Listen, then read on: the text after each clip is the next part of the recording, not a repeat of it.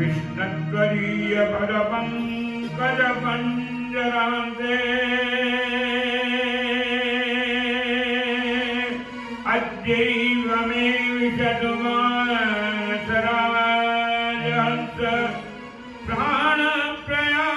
प्राणप्रयाणसमये कवमातु विद्धि कण्ठावरोदनमिदो स्मरणं पुरस्ते ध्यानाधासवधिकृतेन मनसा तन्निर्गुणं निष्क्रियं ज्योति किञ्चन योगिनो यदि परं पश्यन्ति पश्यन्तु ते अस्माकं तु तदेव लोचनचमत्काराय भूयचिरं कालिन्दे पुलिनोदने यदि परं नीलं महो धावति नीलं महो धावति वज्रहाकीरं नटवरवपो कर्णयो कर्णिकारं बिभ्रद्वांसा कनककपिशं वेजयन्तीं च मालां रन्ध्रान्वेनो रजसुजया पूरयन् गोपवृन्दैः वृन्दारण्यं शबदरमणं प्राविशद्गीतकीर्ति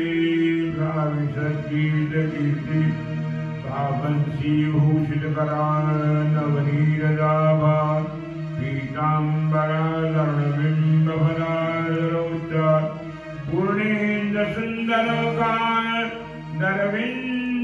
पूर्णेन्दुसुन्दरकान्दरविन्दनेत्रात् कृष्णात् परं किमपि तत्त्वमहं न जाने औवकीयं स्तनकालकूटं ईघांस्यापायलभ्यसाजी निर्भे गतिं दातृहिनं ततोऽन्यं कम्बादयालं शरणं प्रवद्ये व्रजे प्रसिद्धं नवनीतचौरं गोपाङ्गनानां सद्गोलचौरम् अनेकजन्मा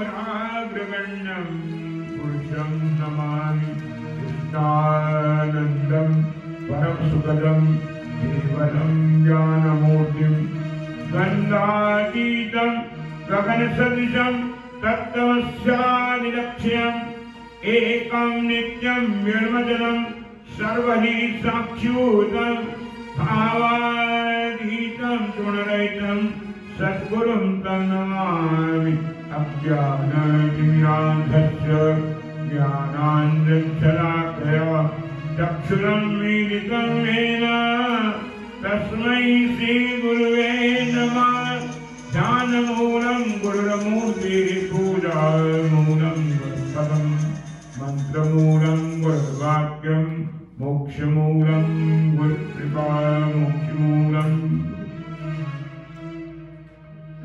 वन्दो गुरुपदकञ्ज कृपा सिन्धु नरोपहरि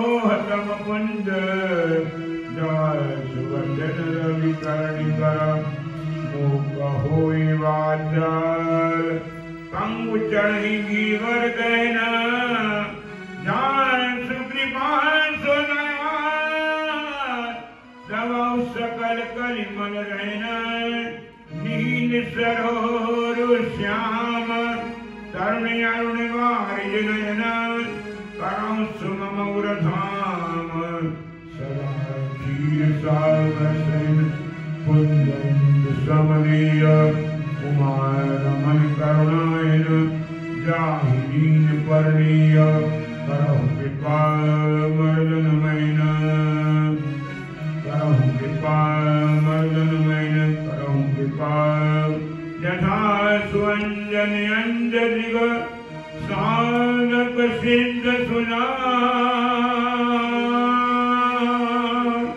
औत करे कद शैल बना हो तल भोरि विधान भूतल भूरिणाम भूतल भूरिणाम भूतल ज्ञान अंजन गुरुयाय ज्ञान अंधेर विनाश हरि कृपा से संत भेदियो नानक मन प्रकाश नानक मन प्रकाश नानक।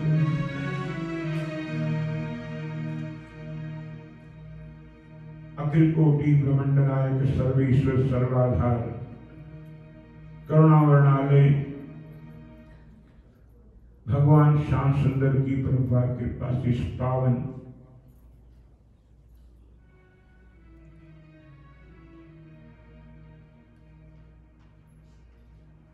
हिंदू सेंटर में भगवान लक्ष्मी नारायण भगवान के चरणारविंदों में बैठकर कुछ भगवत चर्चा आध्यात्मिक चर्चा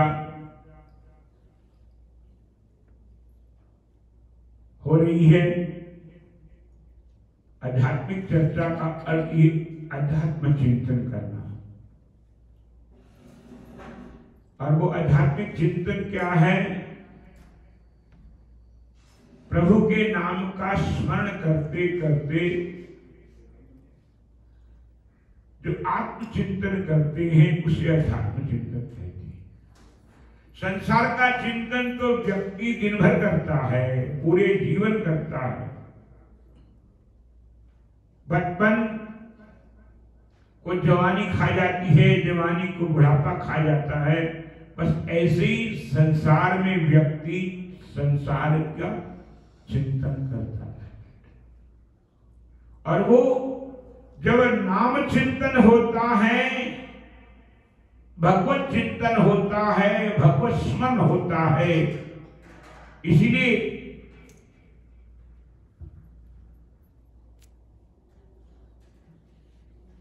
महाभारत में इस बात को स्पष्ट किया भीष्म पितामह ने विश्व के सामने, यस्य स्मरण मात्रेण जन्म संसार बंधनात् विमुच्यते नमस्तस्मै विष्णवे प्रभविष्णवे। आत्मा रामस्य वनयो निर्ग्रंथाक्रमे कुर्वन्ति हेतु किम भक्ति इत्थम भूत गणो हरि। मेरे ठाकुर के गुण क्या हैं? आत्मा राम का चिंतन कर, आत्मा रामस्य मुनयो, मनन करना। मुनियों का अर्थ है मुनि लोग जिसका चिंतन करते हैं और जिसका विश्व पितामह गंगापुत्र कहते हैं, जिसका नाम स्मरण मात्र करने से हमारे अंतःकरण के अशुभ कर्म, अशुभ व्यवहार, अशुभ संस्कार, अशुभ उच्चार सब समाप्त हो जाता है। आइए 1 मिनट के लिए 2 मिनट के प्रभु के नाम का स्मरण करें। जय जय राधा रमण हरि बोल, प्यारे राधा रमण हरि बोल। जय जय राधा रमण हरि बोल, प्यारे राधा रमण हरि बोल। सबने जय जय राधा रमण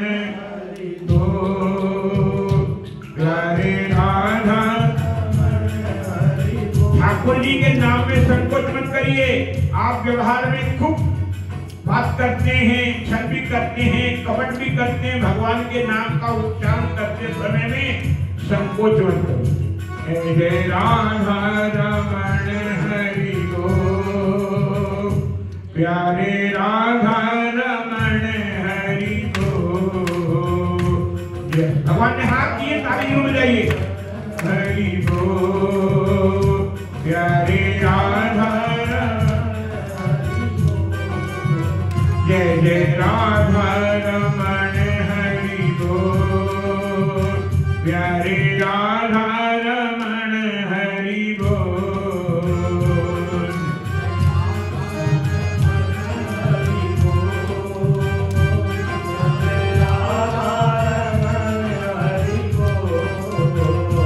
जय जय राधा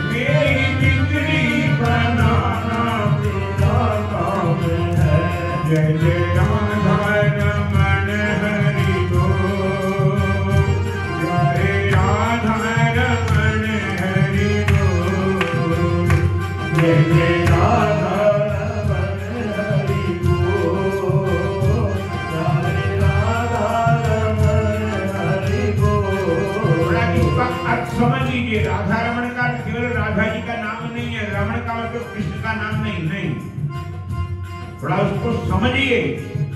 राधा का अर्थ है आराधितो। ये श्रीमद् भागवत में सुखदेव जी महाराज गए, सुखदेव जी महाराज राजा परीक्षित से कहते, राजन तू राजपाट छोड़कर बैठा है गंगा के तट पर, और कोई कारपेट नहीं बिछा हुआ तेरे नीचे, कोई कुर्सी पर नहीं बैठा, कोई सिंहासन पर नहीं बैठा, केवल तेरा एक ही प्रश्न था, मेरी आत्मा को शांति कैसे मिलेगी, मेरा उद्धार कैसे होगा, मेरे को मोक्ष कैसे मिलेगा। और राजा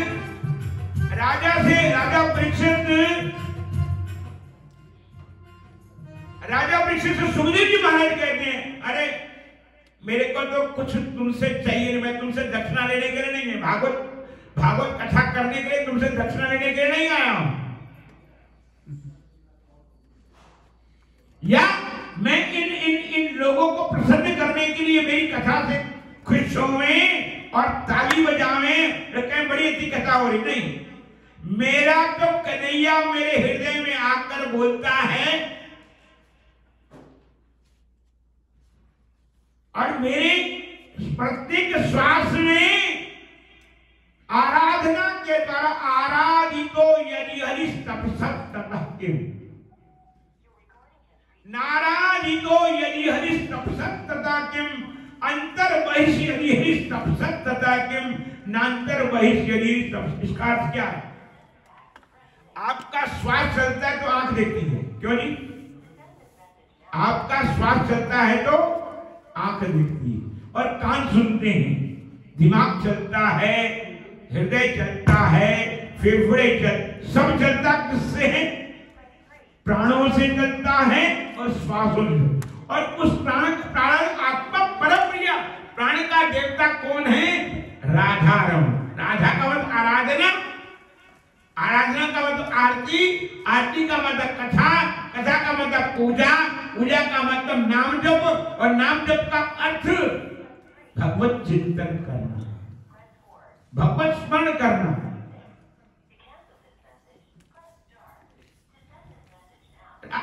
राधा का अर्थ ये नहीं है कि राधा कृष्णा, राधा का अर्थ ये आपकी आराधना, आपका मन चिंतन क्या कर रहा है, चिंता कर रहा है कि चिंतन कर रहा है। इसलिए सुखदेव जी महाराज राजा परीक्षित से कहा, प्रथम स्कंद में श्रीमद् भागवत में सुखदेव जी महाराज राजा परीक्षित से कहते, राजन मैं तेरे को प्रसन्न करने के लिए, तेरे को खुश करने के लिए कथा नहीं सुना रहा, मैं तो कृष्ण का चिंतन करते करते कृष्ण को अपने हृदय में आराधना के रूप में विराज करके उनको कथा सुना रहा, तुमको नहीं सुना रहा। आराधितो यदि हरिः, श्रीमद् भागवत में सुखदेव जी महाराज कहते हैं, आराधितो यदि हरिः तपसत् ततः किम, ये तपस्या है, ठाकुर के गुणानुवादों का स्मरण करना और चिंतन करना। सिमरो, उसको गुरबाणी में कहा गुरु नानक ने, सिमरो सिमर सुख पाओ, कली कलेश मन माहे मिटाओ। सिमरो सिमर सुख पाओ, कली कलेश मतलब जो अंतःकरण में चिंता का क्लेश है, इसे आप लोग इंग्लिश में क्या कहते हैं? स्ट्रेस। क्यों नहीं? स्ट्रेस है शर्मा जी, वेरी गुड, नहीं, नो, पक्का, sure, no tension, no stress, no depression. यहां है तब तो करें, यहां से जब बाहर निकलेंगे तो बोलिए हरि बोल। स्ट्रेस ही स्ट्रेस है, इसका नाम है चिंता, और चिंता में से ना निकाल दिया जाए चिंता बन जाता है, जो हृदय को जलाता है, हृदय को जलाता है, मन को जलाता है, बुद्धि को जलाता है। मैं नहीं कह रहा, भगवान गीता में खुद कहते हैं। भगवान गीता के दूसरे अध्याय की ध्यायतो विषयान पुंसान, जो चिंता करता है ध्यायतो विषयान पुंसा संगस्तेषु जायते संगात् संजायते कामः कामः क्रोधो विजायते क्रोधात् भवति सम्मोहः सम्मोहात् स्मृतिविभ्रमा स्मृतिभ्रंशात् बुद्धिनाशो बुद्धिनाशात् प्रणश्यति। मतलब बुद्धि को जलाता है कौन? चिंता जलाती है, जिसे आप स्ट्रेस कहते हैं, टेंशन कहते हैं। टेंशन क्या? इंटेंशन सही नहीं है क्या? टेंशन क्यों होती है? जब इंटेंशन सही नहीं होती, वो चिंता बन जाती है। चिंता फिर चिता बन जाती है। चिता वो चिता नहीं, शमशान घाट वाली ना। आपके अंतःकरण में, आपके हृदय में, आपके बुद्धि में जो भगवत चिंतन नहीं होगा तो संसार की चिंता जो है आपके मन को जला देगी, बुद्धि को स्थिर नहीं होने देगी, आत्मचिंतन में स्थिर नहीं होने देगी। जिसे कहते हैं आप कॉन्सेंट्रेट, क्या बोलते हैं? कॉन्सेंट्रेट। आप देखिए कंप्यूटर चलाते हैं ना, कॉन्सेंट्रेट नहीं करेंगे तो डॉट डालना ही बंद, भूल जाती है। क्यों ऐसा हो जाता है? कई बार होता है। आप किसी से व्यापार की बात कर रहे हैं, अपने जो कंपनी के साथ कंपनी का काम कर रहे हैं, वो कोई चीज स्ट्रेस आ गया और आप करते करते भूल जाते हैं, तो उसमें क्या हो जाता है? आपका कुछ का कुछ हो जाता है। बोलो हरि बोल, हरि बोल, बोलो हरि बोल, हरि बोल। जिसे आप लोग स्ट्रेस कहते हैं, शास्त्रकार भगत लोग कहते हैं चिंता, उसको टेंशन कहते हैं। चिंता हजारों लग रही, चिंता हजारों लग रही सुतदार की परिवार की, चिंता हजारों लग रही सुतदार की परिवार की व्यवहार की, तृष्णा कभी घटती नहीं भूख धोखा जो चिंता होती धोखा भी करता है। चिंता हजारों लग रही सुतदार की। हुआ क्या? श्रीमद् भागवत में आप लोग श्रवण करते हैं, पर भागवत को सुनते ही रहते हैं। राजा परीक्षित ने भूल कर दी क्या? संत समाधिस्थ बैठे थे,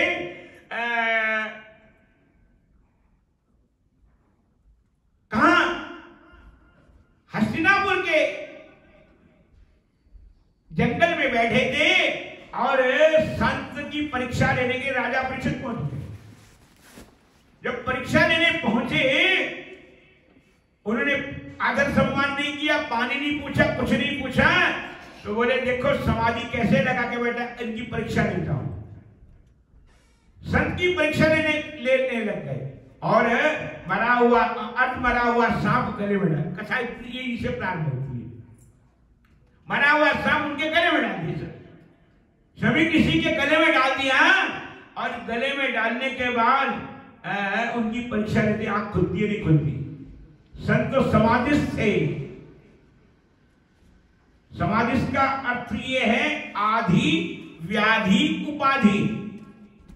आधि व्याधि उपाधि। व्याधि शरीर की होती है, चिंता आदि के रूप में आती है, उपाधि वो आपके मस्तिष्क पे आकर बैठ जाती है। और वही हुआ, राजा परीक्षित ने भूल कर दी, उपाधि आ गई।